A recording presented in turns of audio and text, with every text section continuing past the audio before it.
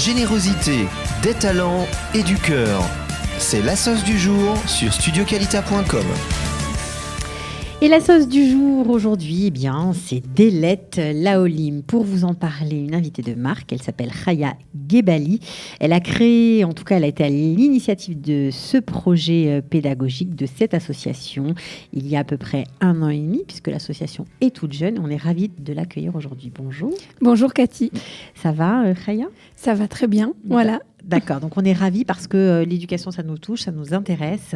Puis nous ne sommes pas les seuls, puisque lorsqu'on fait de l'ALIA, c'est toujours un choc, un traumatisme. Il faut s'adapter, se renouveler, et on ne sait pas toujours comment. Donc j'imagine que vous avez créé cette association pour tendre la main aux parents, nouveaux immigrants, aux enfants aussi, qui sont confrontés à un nouveau système scolaire. C'est pas toujours évident. Alors on voudrait savoir qu'est-ce que vous offrez, quel est votre projet pédagogique au sein de Delette Laolim. Alors déjà, ce projet est né d'une observation que le plus grand challenge, je ne vais pas appeler ça un traumatisme, mais je vais appeler ça plutôt un challenge de l'intégration d'une famille réussie.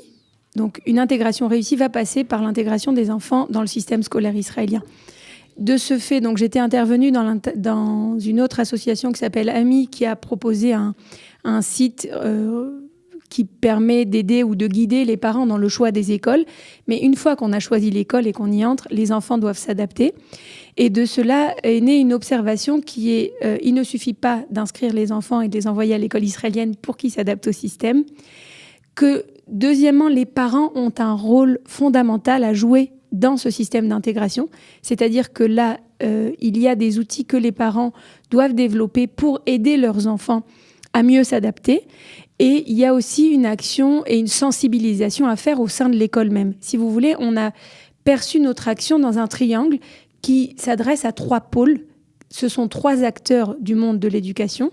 Alors, je crois que vous vous adressez aux écoles dans leur ensemble, en tout cas celles qui vous sollicitent, vous vous adressez aux parents et aux enfants, alors grâce à des ateliers, des prises en charge spécifiques en fonction des demandes et des problèmes ou des défis que vous rencontrez. Voilà, alors ce qui nous a intéressé beaucoup aujourd'hui, c'est que vous allez mener une expérience tout à fait particulière et nouvelle à Natania, puisque vous avez été sollicité par 2 grands lycées qui sont très connus, c'est les écoles Rigler et Shapira, et vous allez donc les aider à intégrer au mieux ces Olim.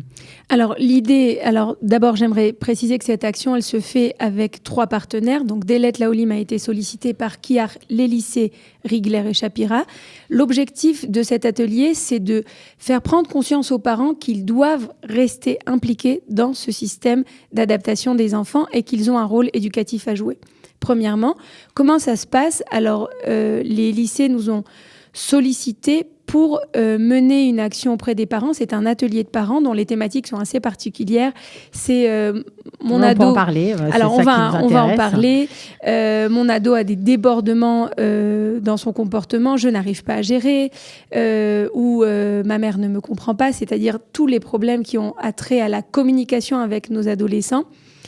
Notre objectif, c'est non pas de parler des problématiques, mais plutôt de s'intéresser aux outils qui existent. Et il existe de nombreux outils qui permettent aux parents de remédier à certaines problématiques, tout simplement. Je vais vous donner un exemple. De nombreux parents sont confrontés à des réactions d'opposition des adolescents. Ils sont dans leur rôle. Les adolescents doivent résister aux parents. Mais à ce moment-là, il y a 2 réactions qui sont possibles. Soit la démission, c'est ce qui va amener l'enfant à faire tout ce qu'il veut durant l'adolescence et qui peut le mener à la délinquance.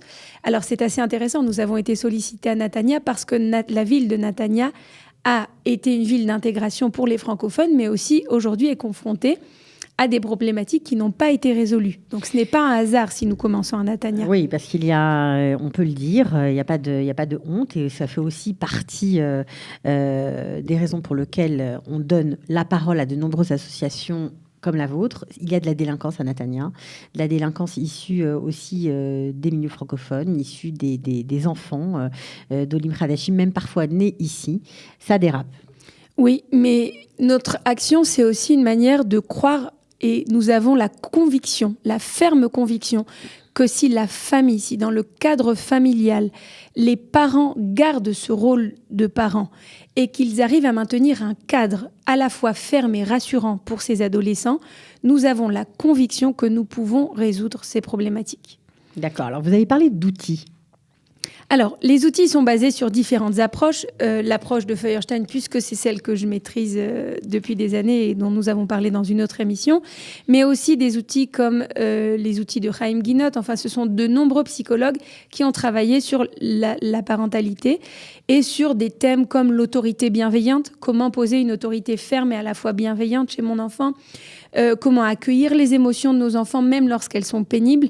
Et ça vient aussi de la prise de conscience que le parent peut agir soit comme un détonateur, c'est-à-dire partir d'une situation problématique et au contraire l'amplifier, ce qui serait très dommage, ou au contraire ce rôle-là rassurant, c'est-à-dire tu as un parent, il y a un cadre. C'est vrai que l'adolescence est une période difficile à passer, mais toutefois, nous pouvons l'appréhender sereinement. Ce qui est intéressant ici, c'est pas tant de proposer un atelier de parents, puisque nous ne sommes pas les seuls à le faire, hein, il y a de nombreux ateliers de parents. Notre démarche a voulu inscrire l'école dans ce triangle, c'est-à-dire de percevoir l'enfant dans sa réalité ou l'adolescent dans sa réalité. Les adolescents vont à l'école, mais sont aussi majoritairement dans le cadre familial, et nous avons voulu rassembler tous ces acteurs. Donc c'est dans cette optique-là que Dalet Laolim intervient, par le biais de l'école en direction des parents. Vous intervenez uniquement lorsque les établissements scolaires vous réclament ou vous appellent à l'aide ou autrement? Alors pour l'instant, nous avons voulu nous inscrire, on va dire, comme donner une réponse à des problématiques, mais nous avons été sollicités, on va dire, par KIAR. KIAR, c'est aujourd'hui une très grosse association qui travaille dans de très nombreuses écoles et qui est déjà bien implantée. Dalet Laolim est encore une association très jeune qui n'existe que depuis qu'un an et demi. Donc nous avons voulu nous inscrire dans cet horizon, on va dire, de l'éducation, mais en ayant des partenaires solides et déjà bien implantés, pour qu'ils puissent aussi nous valider notre intervention et quelque part la justifier. C'est beau d'avoir un projet, une idée, encore faut-il qu'il soit nécessaire. Et si vous voulez, quelque part, cette action à Natania, c'est aussi la validation de notre projet et de notre manière de nous implémenter. Alors justement, vous commencez le 22 novembre à Natania. Comment faire si des auditeurs nous écoutent de Natania, ils veulent s'inscrire, participer à vos ateliers? Alors, au jour d'aujourd'hui, cet atelier, il est, on va dire, réservé aux parents des écoles Rigler et Shapira. Par contre, toutes les personnes qui souhaitent s'inscrire à d'autres ateliers, nous en proposerons d'autres sur Natania. Donc, il suffit de contacter l'association Dalet Laolim @gmail.com. Par mail, vous nous envoyez un mail et on vous informe très rapidement des ateliers, du lieu où ils se tiennent, des horaires et de leur fréquence. L'atelier de Natania aura lieu tous les mercredis soirs. Il se tiendra au Moadon de Natania. C'est gratuit? Alors, c'est gratuit quand c'est fait dans le cadre des écoles. Pour l'instant, il faut savoir que ces mêmes ateliers sont faits dans la zone de Jérusalem et ils sont payants puisque là, ils ne sont pas dans un cadre d'école, ils sont... comme un service privé, on va dire. Voilà, ils sont comme un service privé, mais toujours dans une démarche associative, donc à un prix toujours... Ça veut dire, ça coûte combien à peu près? Alors, en général, les ateliers durent sur 2 mois et il faut compter 350 shekels pour l'ensemble de l'atelier. Ouais, donc c'est quand même une somme raisonnable pour repartir avec des outils qui vont changer la vie de famille, il faut bien le dire. Alors, ça change la vie de famille à condition de s'impliquer, de s'engager. C'est ce qu'on dit toujours, nous donnons les outils et c'est aux parents de faire le travail. Est-ce que les enfants, les adolescents sont conviés à ce genre d'atelier ou c'est simplement pour les parents? Alors, les ateliers de parents s'adressent qu'aux parents, ce sont des groupes de parents, mais nous avons des prises en charge que nous proposons aux enfants. Donc là, c'est un autre pan de Dalet Laolim. Je vous ai dit que nous avons une action en direction des écoles, une action en direction des parents, c'est l'atelier de parents notamment que nous commençons à Natania. Et nous recevons tous les mardis des jeunes en situation de difficulté. Alors je mets large, difficulté scolaire ou difficulté problèmes de comportement ou d'hyperactivité dont on parle beaucoup en Israël. Ils viennent seuls au rendez-vous ou ils viennent accompagnés? Alors ils viennent, en général quand on reçoit un adolescent ou un enfant, on demande toujours que le parent soit une première fois présent pour faire l'anamnèse, pour faire un état des lieux, comprendre problématique et la demande du parent. Et puis ensuite, l'adolescent vient seul. Les enfants sont souvent accompagnés pour des raisons de sécurité. D'accord. Juste pour conclure, parce que ça a l'air vraiment passionnant comme type d'action, tout ce que vous faites. Et on espère, en tout cas, on vous souhaite bonne chance pour Rigler et Shapira, parce que je suis sûre que vous allez être attendus au tournant.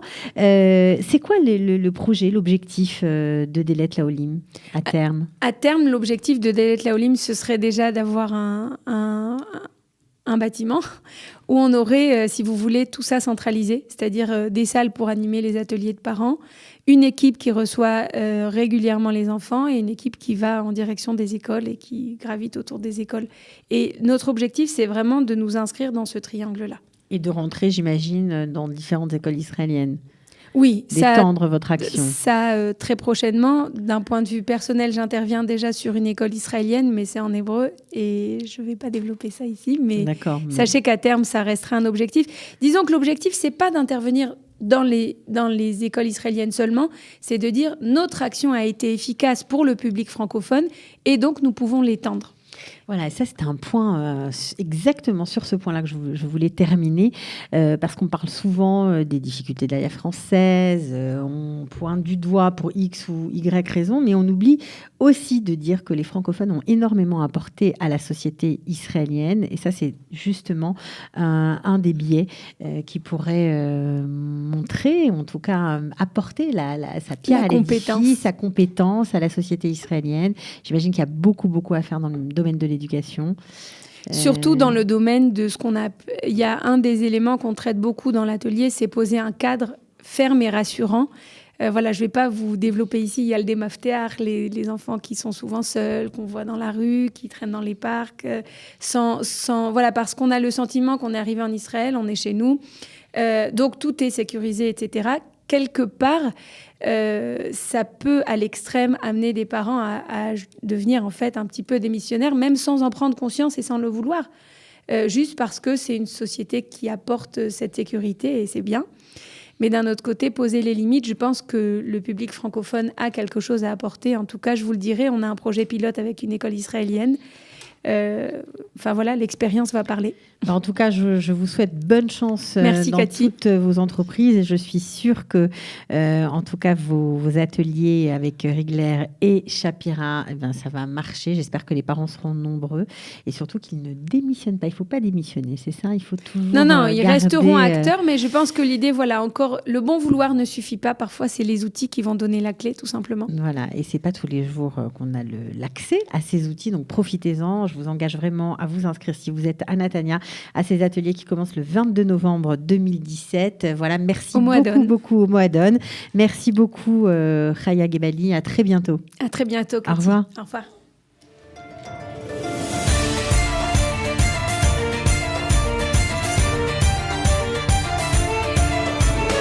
De la générosité, des talents et du cœur, c'est la sauce du jour sur studioqualita.com.